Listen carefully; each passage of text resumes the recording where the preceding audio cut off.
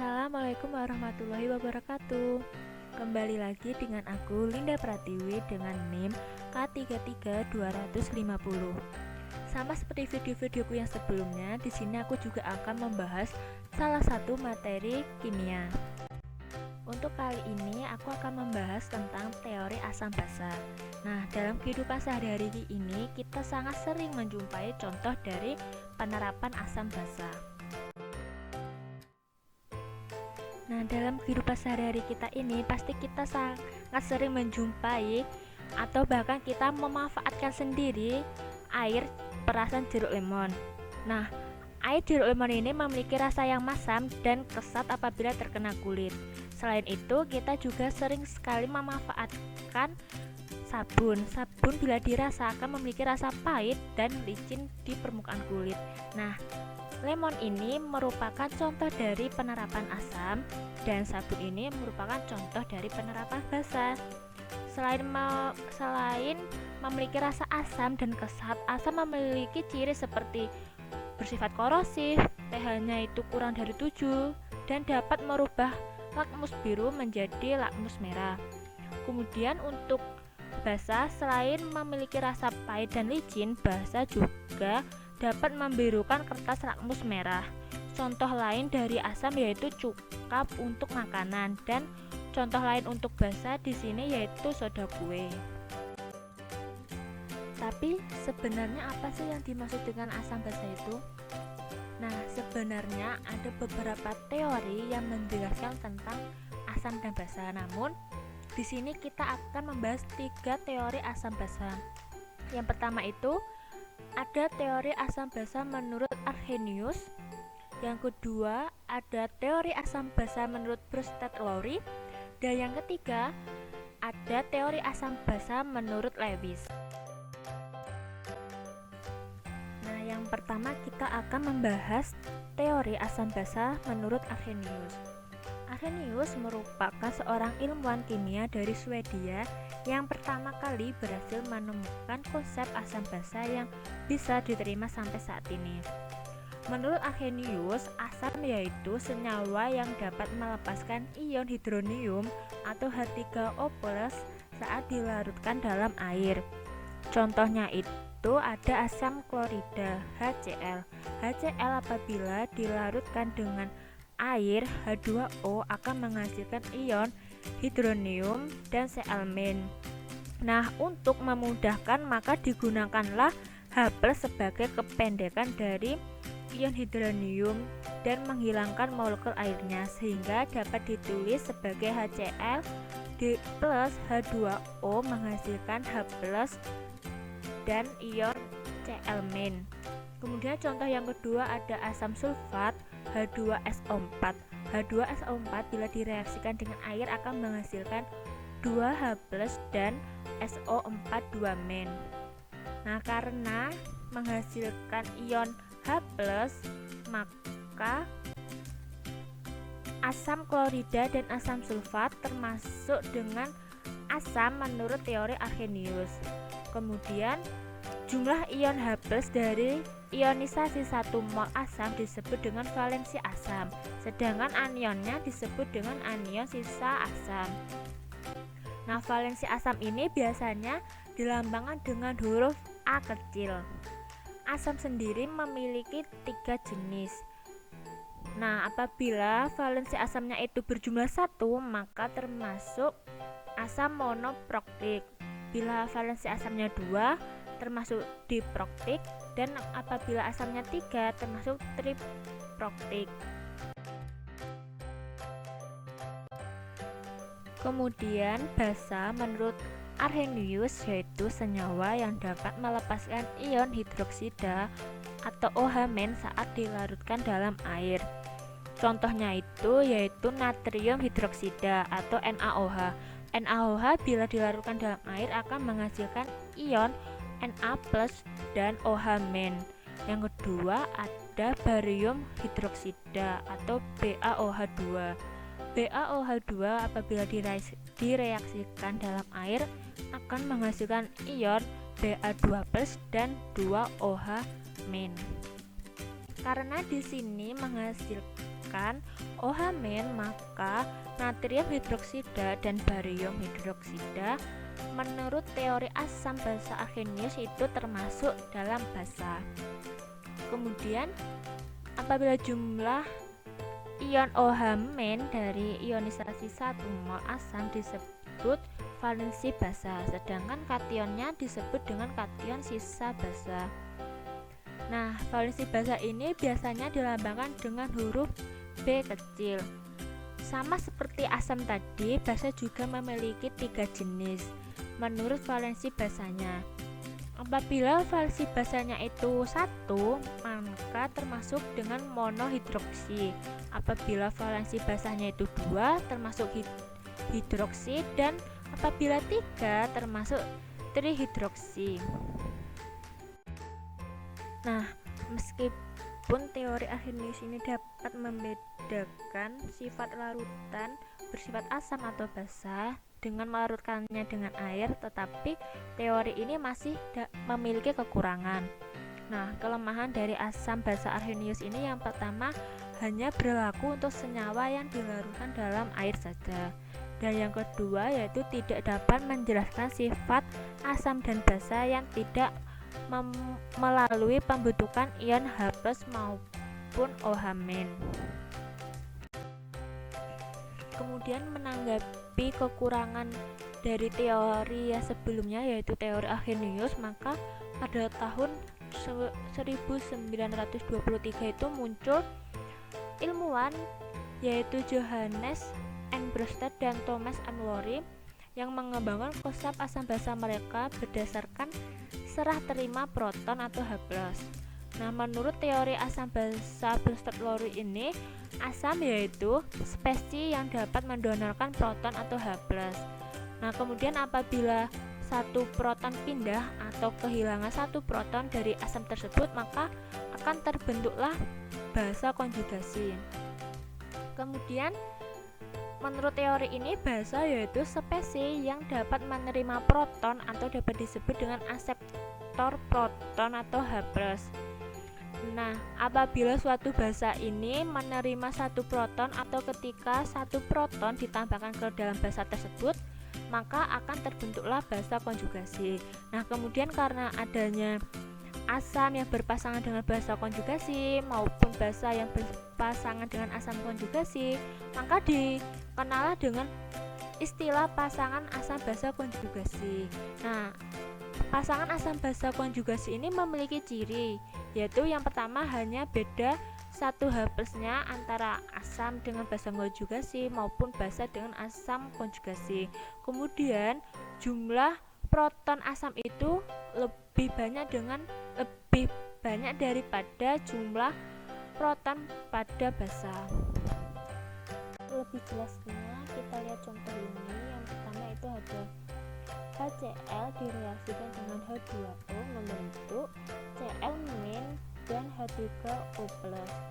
Nah, karena tadi kan sudah disebutkan bahwa pasangan asam basa konjugasi itu hanya selisih atau beda satu H+, maka di sini HCl berpasangan dengan Cl- dan H2O berpasangan dengan H3O+.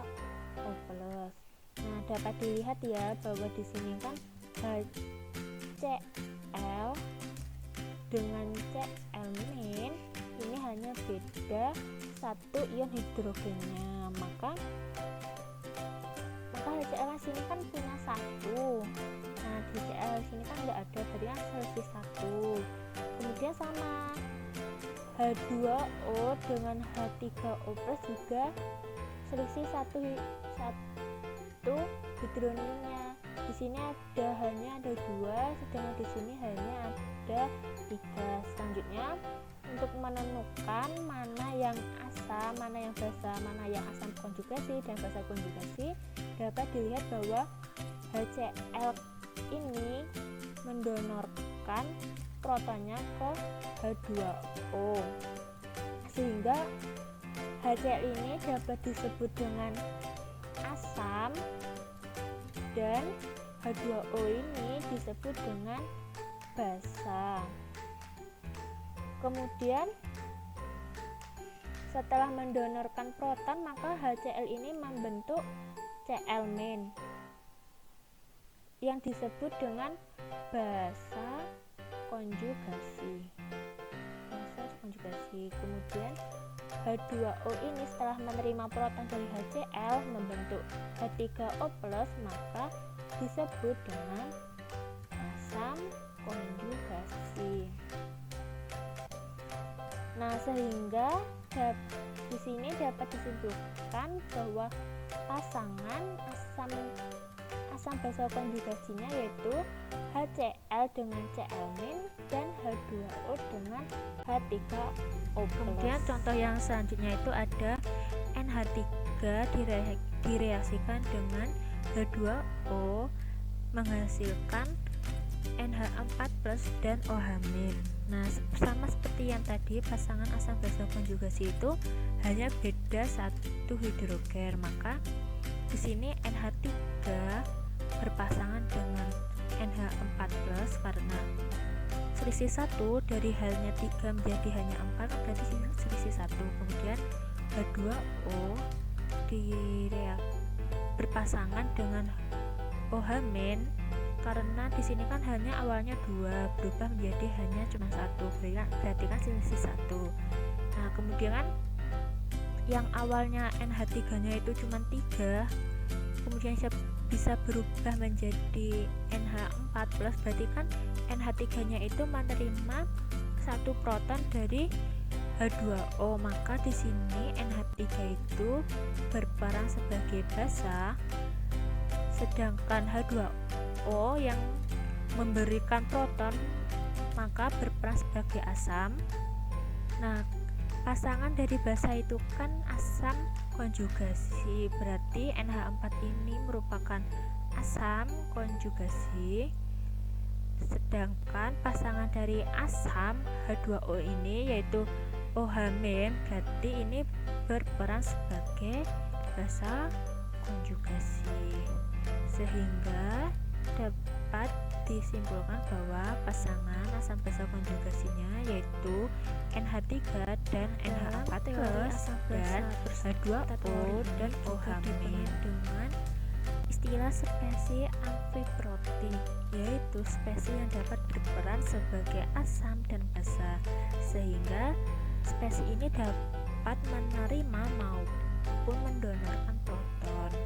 Nah, contohnya itu apabila mendonorkan proton pada HSO4-, HSO4- ini akan membentuk SO42-, sehingga HSO4- ini berperan sebagai asam, sedangkan SO42- yang terbentuk ini akan berperan sebagai basa konjugasi. Kemudian apabila menerima proton atau H+, maka H2SO4 ini akan membentuk H2SO4, sehingga HSO4- ini berperan sebagai basa dan H2SO4 yang terbentuk ini berperan sebagai asam konjugasi.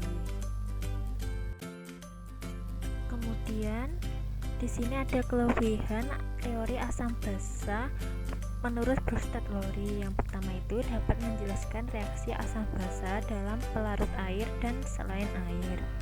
Kemudian selain dalam bentuk molekul, Brustad-Lowry juga dapat menjelaskan kation dan anion yang bertindak sebagai asam atau basa, dan dapat menjelaskan hubungan antara kekuatan asam dan basa konjugasinya. Jika asam semakin kuat, maka basa konjugasi akan semakin lemah, dan jika basa semakin kuat, maka asam konjugasinya juga akan semakin lemah.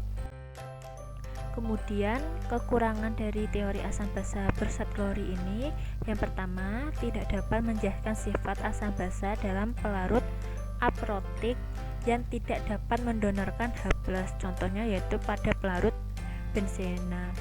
Kemudian tidak dapat menjelaskan sifat asam basa untuk reaksi oksida, contohnya reaksi antara CaO dengan SO3 dan yang menghasilkan CaSO4.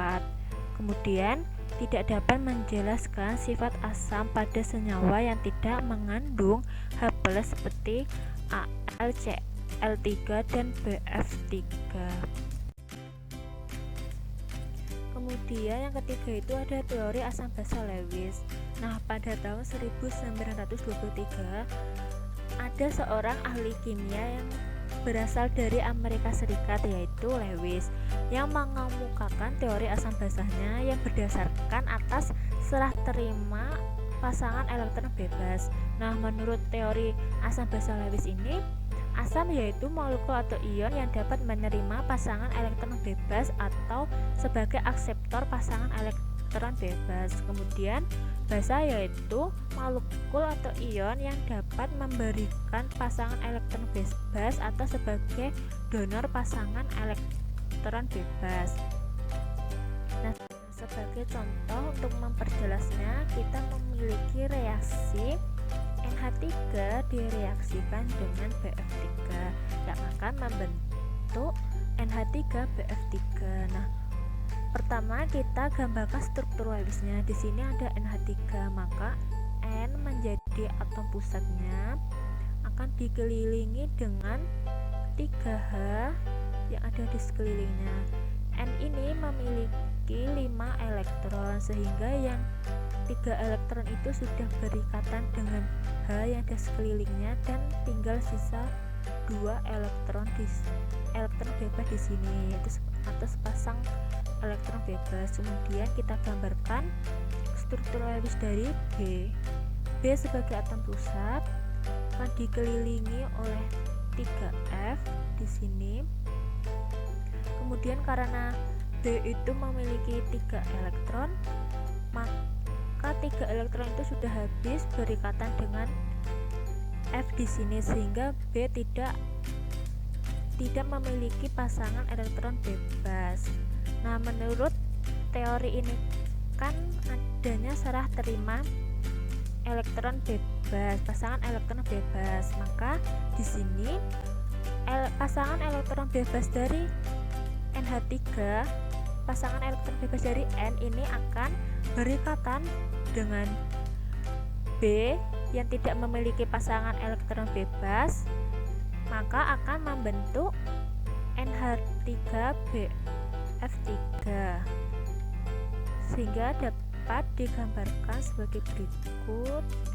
N di sekelilingnya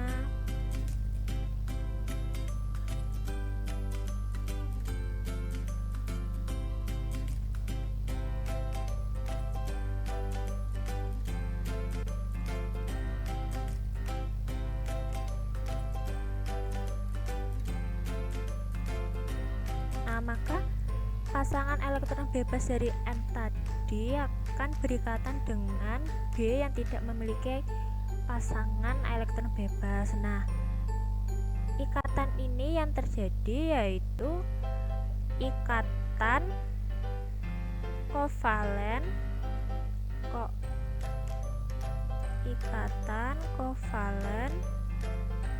koordinasi.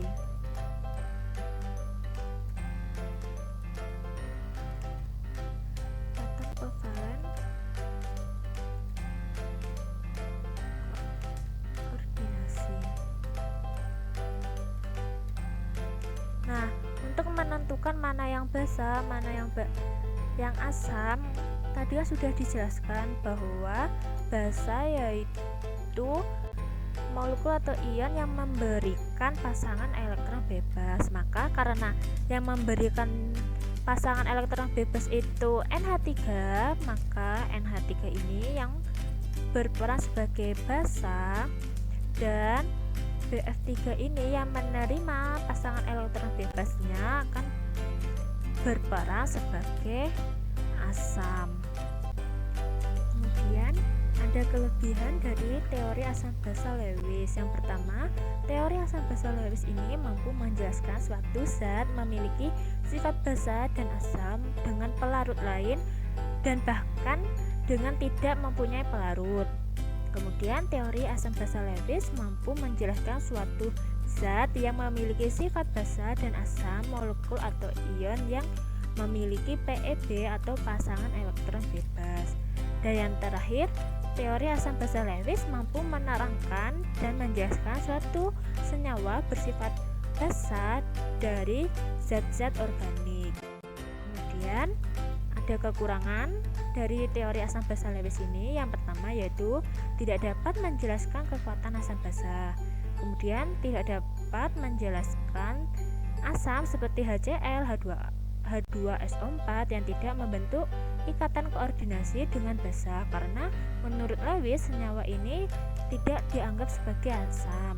Kemudian yang terakhir yaitu teori Lewis tidak cocok untuk reaksi asam basa atau netralisasi. Sekian dari saya, semoga sedikit materi ini dapat bermanfaat bagi sekalian, dan saya mohon maaf yang sebesar-besarnya apabila dalam penyampaian materi ini terdapat kesalahan yang saya lakukan. Sekian dan terima kasih. Wassalamualaikum warahmatullahi wabarakatuh.